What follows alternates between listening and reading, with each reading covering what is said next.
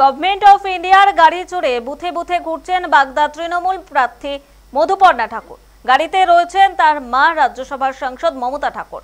সংবাদ মাধ্যমে প্রশ্নের উত্তরে মমতা ঠাকুর বলেন, ভোটের দিন প্রার্থী এই গাড়িটি ব্যবহার করবেন বলে নির্বাচন কমিশনের কাছ থেকে অনুমতি নেওয়া হয়েছে। নির্বাচন কমিশন অনুমতি দেওয়ার পর মধুপর্ণা এই গাড়ি ব্যবহার করছেন। যদিও বিষয়টি নিয়ে বিতর্ক শুরু হয়েছে। বিতর্ক শুরু হতেই কেন্দ্র সরকারের বরাদ্দ করা ওই গাড়ি কাগজ নিয়ে নেম প্লেট দিয়ে ঢেকে দেওয়া হয়।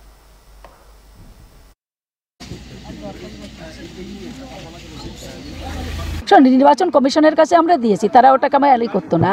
ও আমার মেয়ে, গাড়ি আমার একটা, সেখানে তার জন্য এটা নির্বাচন কমিশন যদি না দিত তাহলে আমরা করতাম না। এবার আমি তো বুথের ভিতর যাচ্ছি না, আমি বহু দূরে, আপনারাই দেখতে পাচ্ছেন, আপনারা মিডিয়ার, আপনারা সাংবাদিক, আপনারা দেখছেন যে আমি কত দূরে। এবং ওখানে মধুপর্ণা ঠাকুর সে তার ওখানে বুথের ভিতরে গেছে, সেখানে দেখছে কিভাবে কি চলছে, সেখানে তো আমি যাইনি।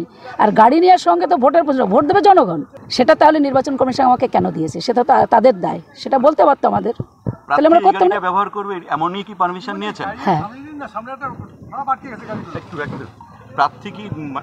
হ্যাঁ হ্যাঁ, ওটা করা, ওখানে আমার গাড়ির নাম্বার না তো, এখানে তো দিয়ে আছে, এখানে আপনি দেখে নিন তাহলে। এখন জেনে গেছে বিজেপিরা হেরে বসে আছে, কোনো একটা কাঠিবাজি তো করতেই হবে, মিডিয়ার সামনে একটা তামাশা করতে হবে, সেজন্য এটা করা হচ্ছে, আর কোনো কারণ নেই। গাড়ি দেখে মানুষ ভোট তো দেবে না, ভোট তো দেবে ক্যান্ডিডেট দেখে, দিদিকে ভোট দেবে, যেটা পার্টিকে ভোট দেবে, গাড়ি দেখে তো মানুষরা ভোট দেবে না।